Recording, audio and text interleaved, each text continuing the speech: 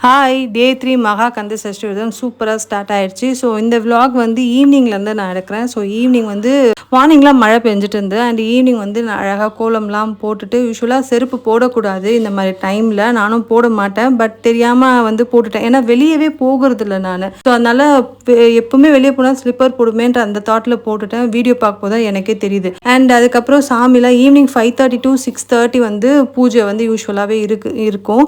நாளைக்கு வந்து விளக்கு ஏற்றுற நெய் வேணும் எனக்கு. அதுக்கப்புறம் வெத்தலை பாக்கு, பழம், ஃப்ரூட்ஸ் அதெல்லாம் வாங்கணுன்றதுக்காக நான் கிளம்பி வந்தேன். பட் எனக்கு ரொம்ப டயர்டாக இருந்தால் போய் வாங்கிட்டு வரணுமான்னு யோசிச்சிட்டே இருந்து அப்படியே நடந்து, ஆனால் வெளியும் ரிலாக்ஸ்டாக போகணும் போலவும் இருந்துச்சு. அப்படியே பார்த்துட்டே யோசிச்சிட்டே வந்தேன்னா என் ஹஸ்பண்ட் அப்புறம் கிளம்பி வந்துட்டார் பைக் எடுத்துகிட்டு. அண்ட் 3 பேரும் கிளம்பி போய் வாங்கிட்டுலாம் திங்ஸ்லாம் வாங்கிட்டு வந்துட்டோம்.